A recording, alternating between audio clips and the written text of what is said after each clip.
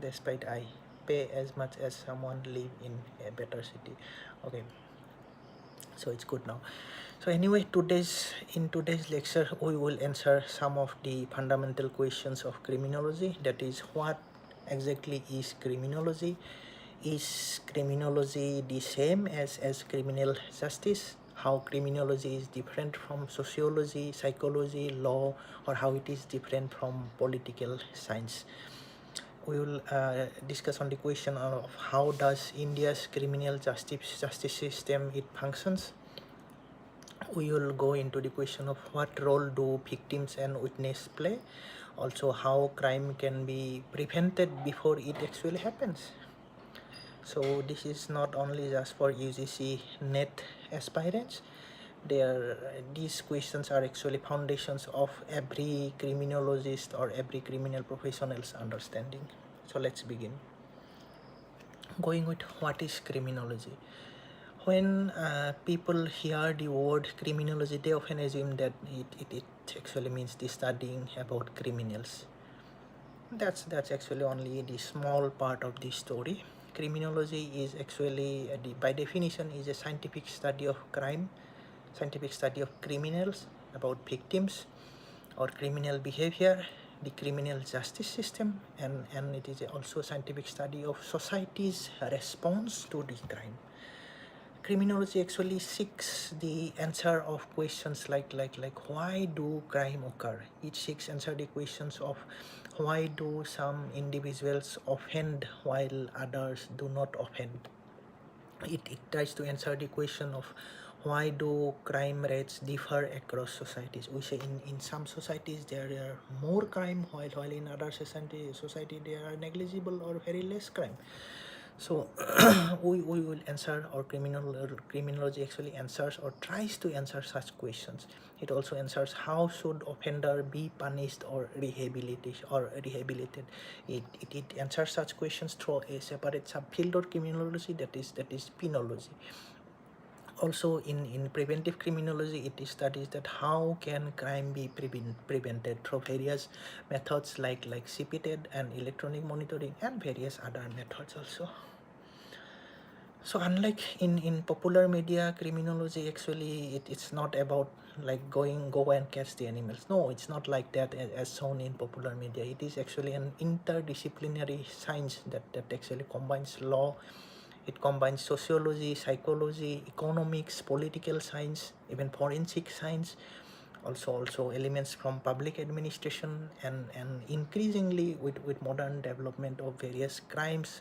As crimes become tech savvy, criminology is also trying to become tech savvy with inputs from data science and artificial intelligence, as well as from machine learning domain. So as we go with the definition of criminology, several scholars have actually defined criminology from different perspective. Out of them all, one widely accepted description of criminology is that criminology is a scientific study of crime, scientific study of criminal behavior, victims, and society's response to crime. This is one of the most or widely accepted description of criminology. So rather than memorizing numerous definitions of criminology, I would in such exam they will not ask you what is the definition of criminology, but we need to understand what criminology is and how these subjects deals with various crimes, criminals, and their behavior, also about victims and punishment system, as well as society's response to crime and criminals. So criminology actually studies four broad areas, that is crime, about criminals, about victims, and society's response to crime or society's response to criminals through laws, through policing, through courts, correctional systems, and preventions. So here in fourth component we find all the penological elements also there. So whenever you see UGC NET question asking about scope of criminology, think of these four pillars, that is crime, criminals, victims, and society's response through laws, policing, and courts, etc. So this is what criminology or definition of criminology is. coming to the scope of criminology. What is scope of criminology? The scope of criminology actually expanded enormously as crime evolves. Today, criminologists actually study crime, like what constitutes crime, why do definitions of crime sense, why do new crimes emerge, or how do new crimes emerge, like various frauds emerge, and like we have found in few years ago there were one fake IPL match which were organized in somewhere in Gujarat. So this is a new type of fraud or new type of crime where online betting were executed, or money siphoned from various countries like Russia and etc. There are crimes like we have few months back. I have got on the YouTube saw that some people are making a private toll gate. Okay, the toll gate which is actually run by National Highway Authority of India, but I have seen in the video that some people actually constructing a private toll gate, and they have collected road tolls for months without government noticing it. So these are the new type of crimes, and how society as well as how law enforcement agency and the whole criminal justice system respond to such new types of emerging crimes. So that is what criminology is, and this is how criminology evolves. If we go through the behavior or criminal behavior, we have to study like how do biology, psychology, family influence, peer influence, education, poverty, other factors like inequality and opportunity can influence someone towards offending. That is criminal behavior. So in scope of criminology, there is also victimology. We have to study like who becomes a victim, why are certain people more vulnerable, or why certain people are more victimized than others. How can victim be supported, various support mechanisms of victims. Next in criminology, in scope of criminology, we study about penology, which is a subfield of criminology, where in penology and corrections we study like we answer questions like should punishment focus only on deterrence or retribution, rehabilitation or restoration, or maybe reintegration. So we study various penology theory or various punishment theories through penology. In the whole criminal justice system or criminal justice administration, that is CJS or CJA, we answer questions like how should police, court, prisons, forensic laboratories, maybe prosecution agencies and other correctional agencies or correctional services all together as a whole comprehensively, how they work together towards the justice. Next, in the scope of criminology, they study about crime prevention, like they answer questions like can better urban design reduce crime through CPTED and other, how environmental design or design of a space can reduce the probability of crime. They study about can technology improve public safety, like with the deployment of CCTV cameras and other sensors also, how such deployment of such technology can improve public safety.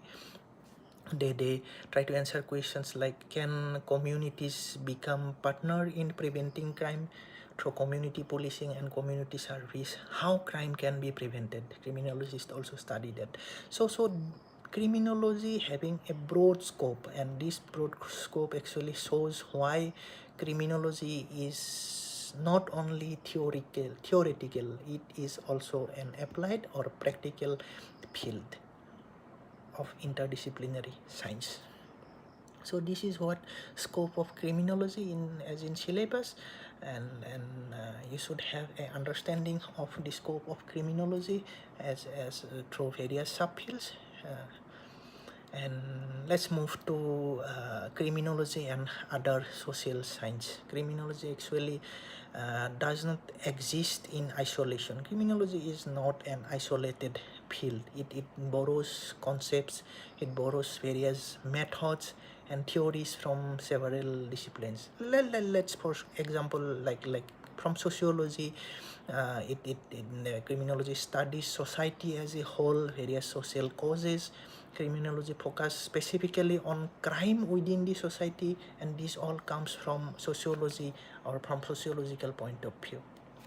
From psychology, it studies individual behavior or maybe personality, maybe various cognition mechanism or mental processes of someone becoming someone becoming criminal, or someone becoming a normal person. So criminology applies psychological knowledge to understand various offending, various victimization methods, and even in rehabilitation procedures. Next, from a legal point of view, law actually it defines what is criminal. Criminology actually explains why crime occurs and how society respond to crime. So we answer that from legal point of view. Now, from economics point of view, economic conditions such as unemployment, maybe inequality, even inflation, or maybe financial incentives, how these all can influence pattern of crime. So economics answer such questions, and in criminology we have to look into such questions from economic point of view or socio-economic point of view. If you look into criminology from the angle of from the angle of political science and public administration, like government policies, various policing strategies, governance, and institutional senses, these all shape the crime control, crime prevention, or how the system, either government or the whole system, how it responds to criminal behavior or criminal acts. Now, coming to another subject, that is anthropology. Anthropology actually it helps explain how various culture influence and shape norms. How it shapes various deviant behavior or definition of crime across societies. In some societies, what is regarded a deviant act, or maybe in some societies what is regarded as crime, in some other societies it may not be regarded crime. So coming from various subjects or looking from various point of view of various subject, criminology is therefore an interdisciplinary bridge. It connects multiple social sciences, not just a single point of view. So that is what criminology is. It is interdisciplinary and combining various field and subfield of social sciences. Now let's look into criminology and versus criminal justice. What we mean by criminology and what is criminal justice. This is one of the most frequently asked conceptual questions. Like, many students use the term interchangeably. Like sometimes they use criminology and sometimes they use criminal justice, but they are actually different. Criminology asks questions like, why does crime happen? It asks questions like, who commits crime, or how can crime be prevented? It is actually, criminology is very analytical and research oriented. It asks like why, who, such questions. On the other hand, criminal justice system, it asks questions like, what happens after the crime is committed? How should police investigate? How should court conduct the trial? How should offenders be punished, or they may be rehabilitated? So criminal justice system is actually more operational and institutional. It goes with the system. It goes with the prevailing law. So in simple terms, we can easily say that criminology actually simply explains crime. What is criminology? Criminology is what? It explains crimes. On the other hand, What is criminal justice system? Criminal justice system, it responds to crime. So simply, criminology versus criminal justice system. Criminology, it explains crime. Criminal justice system, it responds to crime. Simple. One explains or understands crime, another responds crime. Criminology actually it studies, it researches on the causes of crime. On the other hand, the justice system or criminal justice system, it administers justice. So it is very systematic. So that's what's the difference between criminology and criminal justice system. If we go with structures of criminal justice system, as we have, as it is also in syllabus, we have to know about the structure of criminal justice system in India. In India, actually, criminal justice system is built upon in several interconnected institutions, beginning from legislature, police, prosecution, judiciary, correctional institutions, etc. So in legislature, who make the criminal laws in Lok Sabha, Rajya Sabha, even in state assemblies where they make various criminal laws. They update laws to address emerging form of crime, like they have updated old Indian Penal Code and Indian Criminal Procedure Code, as well as Indian Evidence Act to Bharatiya Nyaya Sanhita, Bharatiya Nagarik Suraksha Sanhita, and Bharatiya Saksha Adhiniyam in 2023. They have changed it, and the whole criminal justice system or the whole criminal law system has changed in India since 2023. So this is the work of legislature. Legislature, what they do, they make criminal laws and update the old laws to address emerging issues and emerging form of crimes. Like for example, we are still dealing with, in India, we are still dealing with cyber crime or cyber fraud or other computer crimes through we are dealing with the act that is Information Technology Act 2000. IT Act 2000, it deals, it was actually enacted in 2000. Can you see, 26 years back? It was in IT Act was enacted in 26 years back. So at that time, the computer system and the cyber system was completely different than now. Now at the age of artificial intelligence, big data, machine learning, and even blockchain technology, the nature of crime has completely changed. Okay, so we need to update our cyber law. Like from IT Act, we need to amend them, and where it will be amended, it will be, if it's going to be amended in any session of parliament, it will be in parliament. The parliamentarian, the legislature will amend the IT Act. Even in Bharatiya Nyaya Sanhita, there are various provisions added regarding to Cyber Act also. So this is what the work of legislature is for criminal justice system in India. Now coming to the work of police, having the most important work of police, who has the work of maintaining law and order. They tries to prevent crime, they register complaint and investigate criminal offenses, they collect evidence, arrest accused person according to law, and produce them in court. So police has the primary role to respond crime. So police are the first responder to crime, as well as they deal with the victims too. So police having the primary role in responding to a crime. Next, coming to prosecution. What is prosecution? Prosecution actually it examines the evidence, it represents the state before the court. These are their government lawyers or who respond the victims, or who represents the state before the court.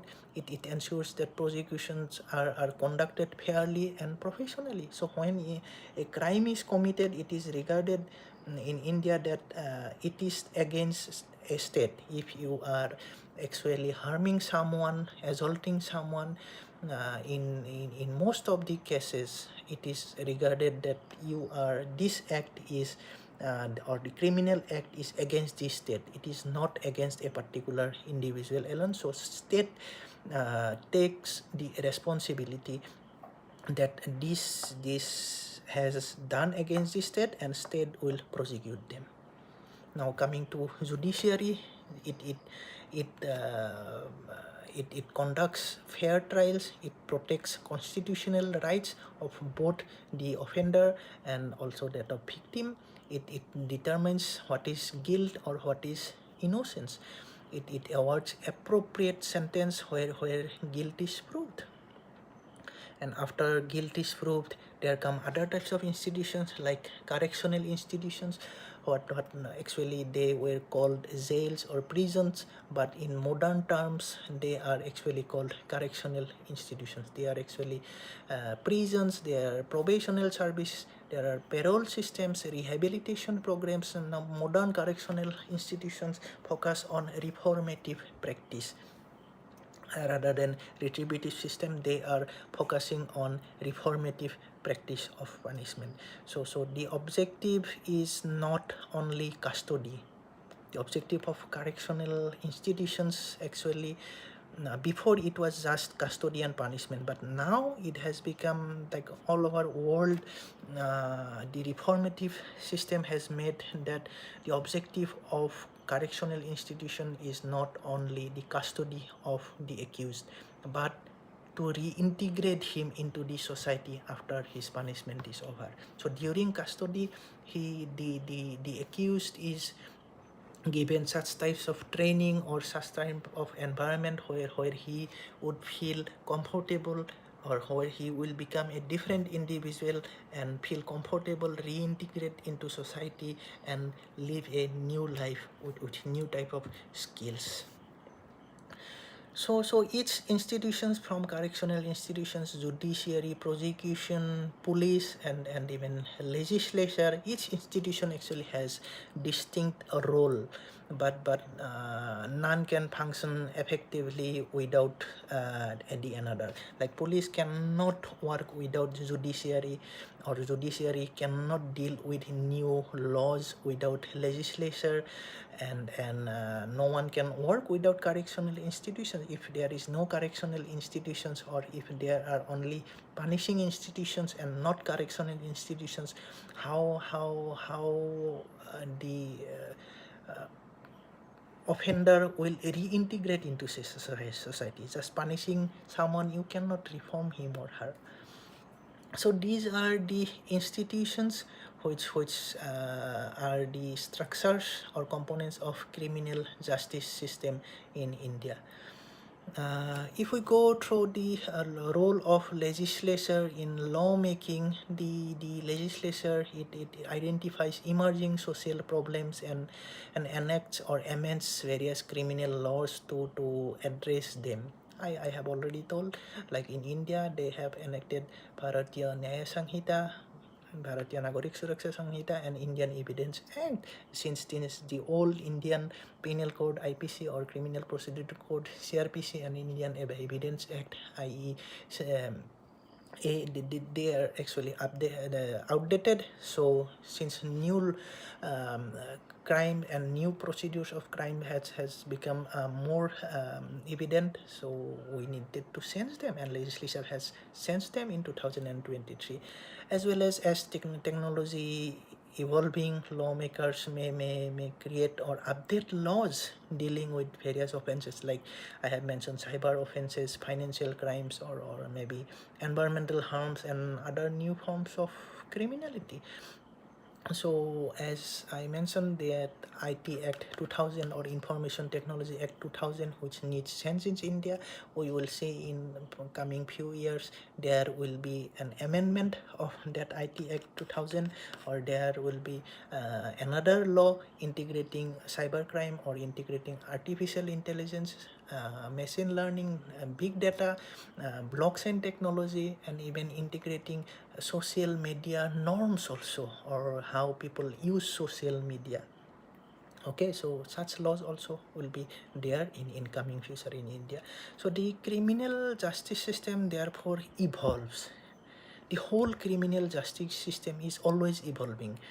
Why it is evolving? It need to evolve always to meet the changing social needs or meet the changing social demands. Since society is very dynamic, with the development of new trends and new technology, the society develops. So the whole criminal justice system need to update yourself. So how it gets updated? Through legislatures enact new laws to cope up with various crime investigations in the modern crime dynamics. So this is how the role of legislature in lawmaking.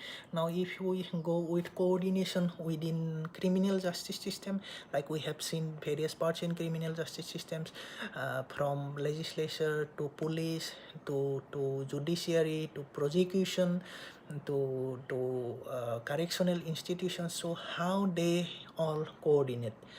Actually, no institution can deliver justice alone. If there is no prosecution, if there is no police, how judiciary will deliver justice? If judiciary delivers justice, if there is no good correctional institution, what is the value of justice? If someone goes to prison or correctional institute and he live a luxury life there, so if there are not actual correctional institutions, how the criminal justice system will be successful?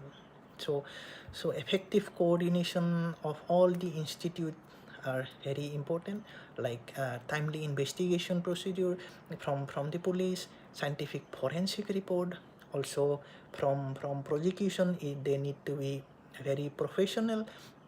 We have seen that if you actually go to a session court where criminal cases are being trialed, you can see that the government lawyers or assistant government pleaser or government prosecutors, they are actually much weaker. I am not going to the solicitor level lawyers. I am going with normal assistant government pleasers. They are actually much weaker than the defense lawyer. So this is a very this is not very good sign for a criminal justice system in India. So we need to strengthen the prosecution system. We need to make them more professional for a better criminal justice system. And judiciary need to be independent, and we have developed quite a lot in this case. Our judiciary has been fair and independent, and in three structured, we get justice in three structured. If we are not satisfied with any type of justice, we may move forward to the higher authority. So on the other hand, the correctional administration, as I have mentioned, they need to be efficient. Also, important thing is that victim support and victim support services need to be very efficient, like various counseling services, and we should ensure that there is no secondary victimization. What is secondary victimization?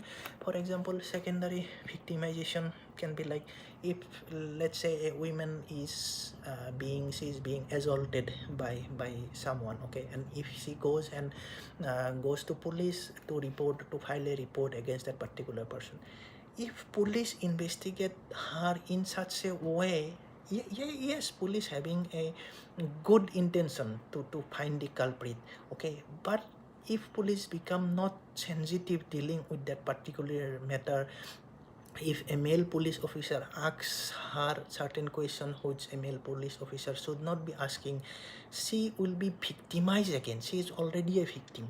So asking her certain questions over and over again, or even if going to her workplace or going to her home to ask certain question on the name of investigation in police dress, since she is already victim, this all makes her victim again. This is called secondary victimization.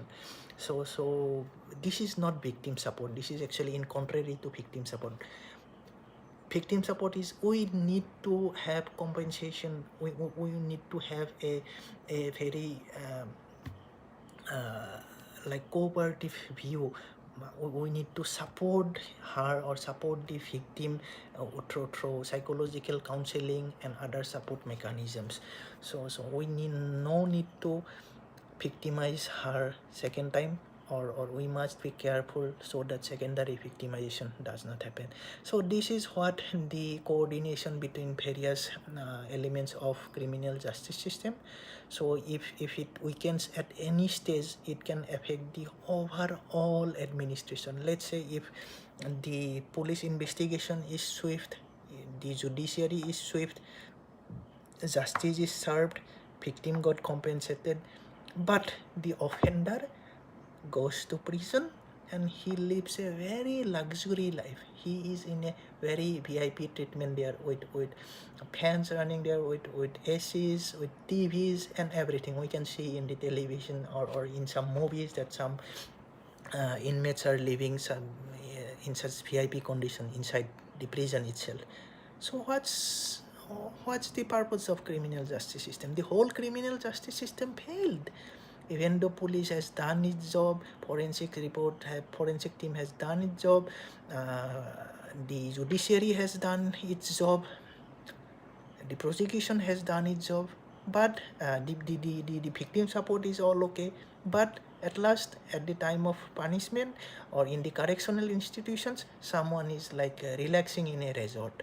So because of one weak part, the whole criminal justice system collapses.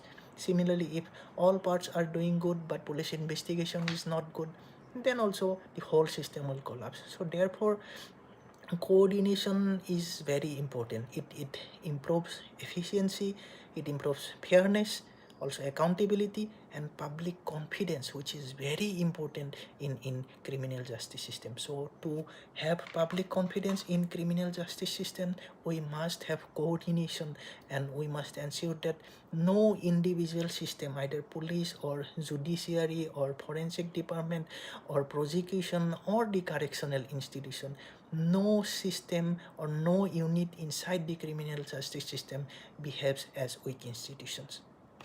So that is what the coordination within the criminal justice system. Coming to victims and witness, what are the roles of victim and witness? This is also in our syllabus.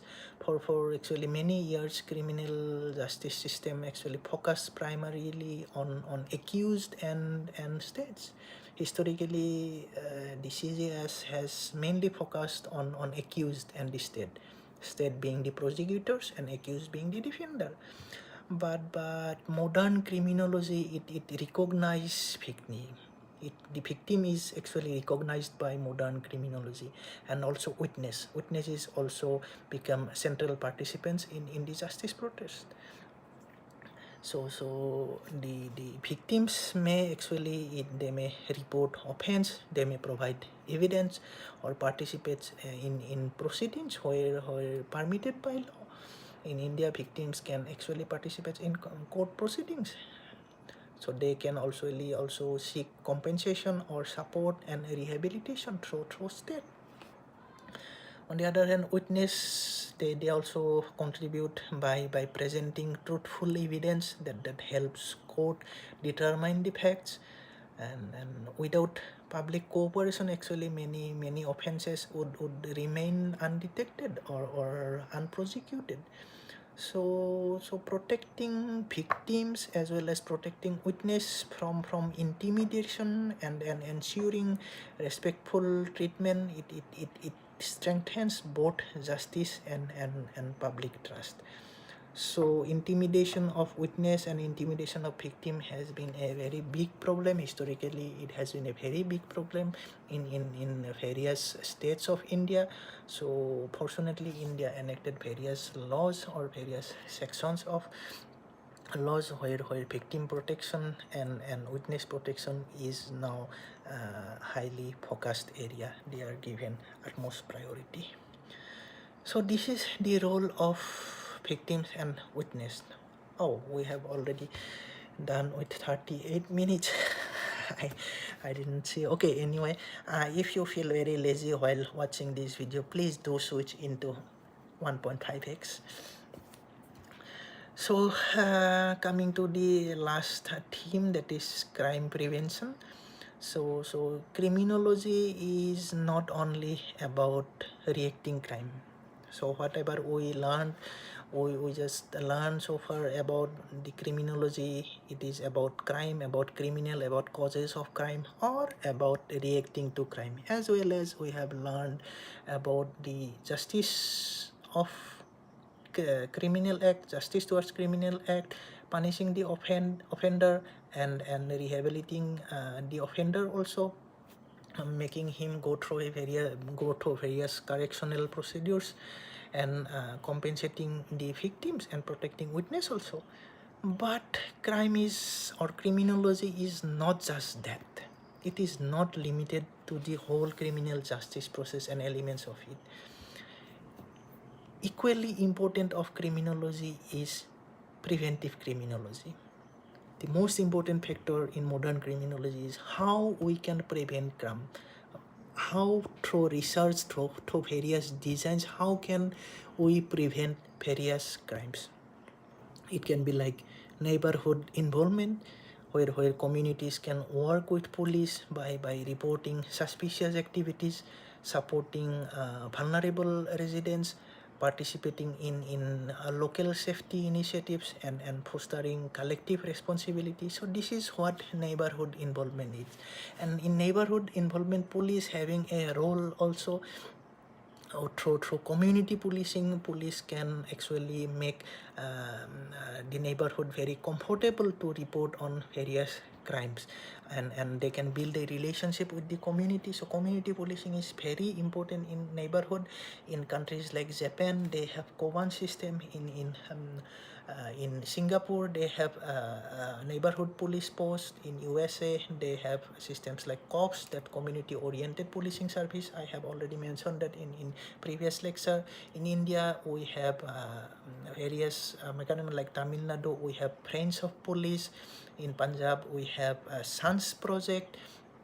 And we have various other mechanisms state to state. We will discuss about community policing in some videos later on. So neighborhood involvement and community policing is very important factor in crime prevention. Next, coming into another theory, that is situational crime prevention. It's very important from exam point of view too. So this approach is situational crime prevention. It reduces opportunities of offending. It actually reduces the opportunities of crime. By what? By like situational crime prevention includes like, if you have a home, and in the house, while you go outside, you should have a better locking system. You should have a CCTV in home, in offices, if possible. You should have improved lighting at night.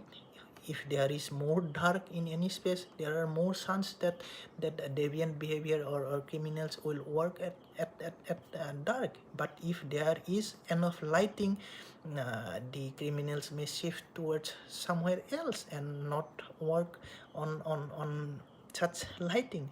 There should be access control and even security alarms, or maybe some methodology like target hardening.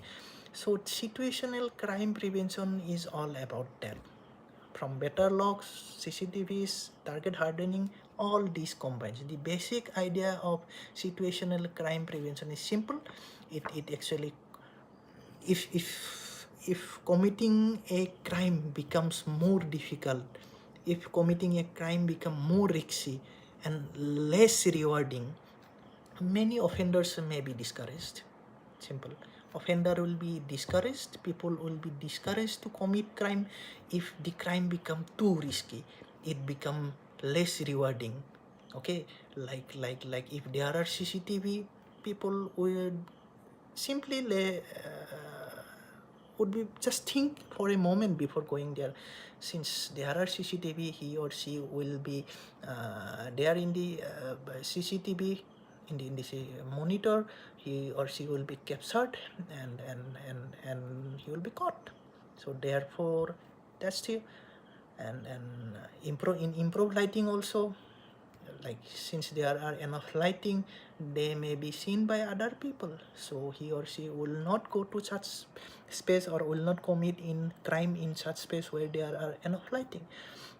So offending may be discouraged through if crime becomes more risky and more difficult and less rewarding. So this is what situational crime prevention. So the question of situational crime prevention which may come in UGC NET Criminology is that who is the philosopher or who is the proponent of situational crime prevention? The name of the person, it should come, and you should remember the name, that is Ronald V. Clark. Ronald V. Clark. He is the person behind the theory of situational crime prevention. Next, come to CPTED. What is CPTED? CPTED. CPTED, that is crime prevention through environmental design. A very beautiful concept of criminology. CPTED actually it focuses on designing physical spaces to reduce opportunities of crime. Like it designed physical spaces with where can be natural surveillance, where can be well lit street, there can be more visibility, where every entry point or every gate can be controlled, or well maintained public spaces, and mixed land use that may increase legitimate activity. So these are CPTED. Like in a park, you can see that if it is very dense, if the park is dark and dense, there may be possibility of some drunken people or some drug abusers resting or doing their whatever activity in such dark space, even though it is a public space. But if there are enough light, if it is well lit, then the possibility of such people gathering in such spaces will decrease.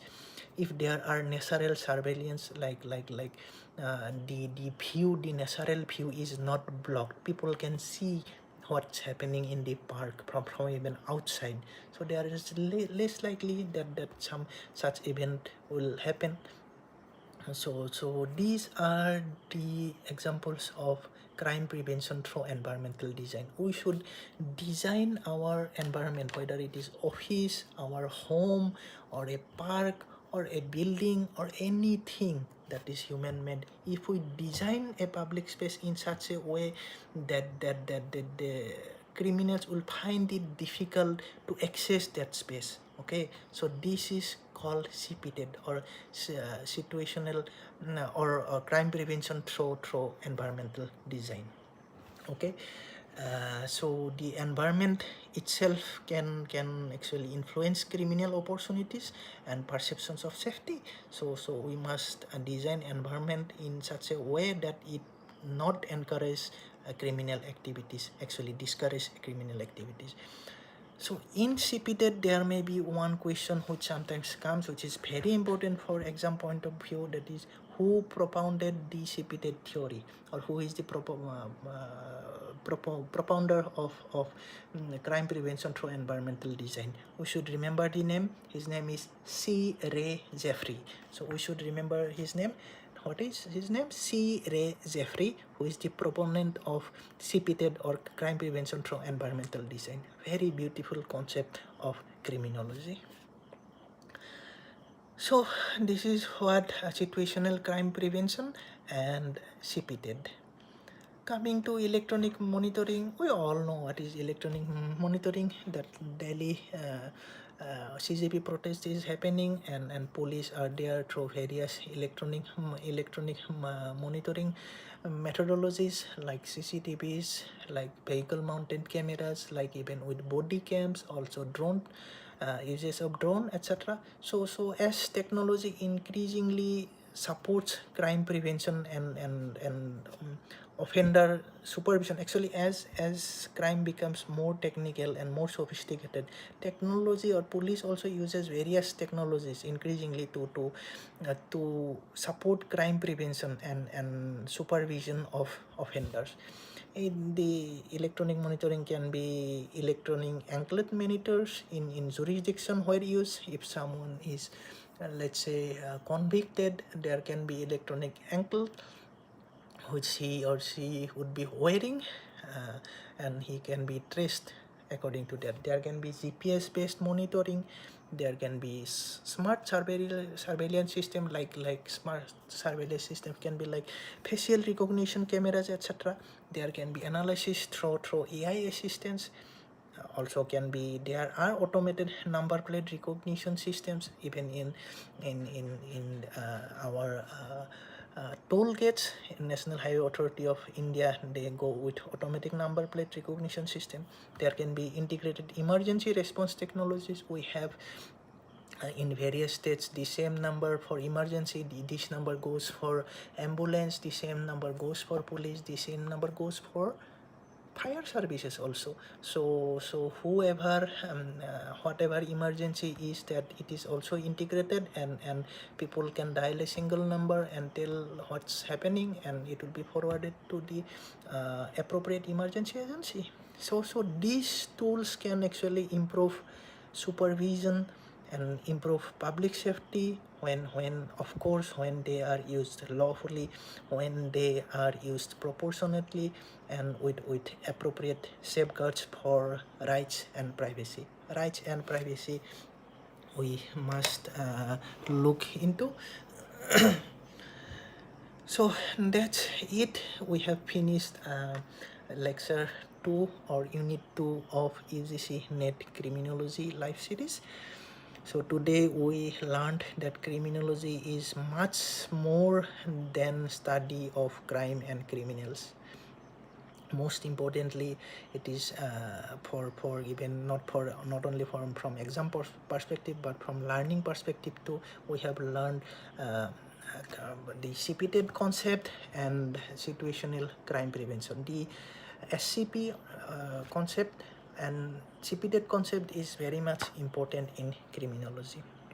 So we learned that it is an interdisciplinary science. The criminology is an interdisciplinary science that seeks to understand crime. It seeks to understand offenders, victims, institutions, and various preventive mechanisms. We also distinguished criminology from criminal justice system. We examined the structure of India's criminal justice system. We discussed the importance of legislative actions and correctional coordination also. We have also recognized the crucial roles of victims and witness, and explored various practical strategies for preventing crime. So in our next lecture, we will be dealing with unit 3, that is School of Criminology, from Demonology, Classical School, Neoclassical School, Positive School. We'll go with various schools of criminology. We will go with various theories of criminology, like psychoanalytical theory, psychopathic theory, social strain theory, anomia theory, cultural conflict theory, etc.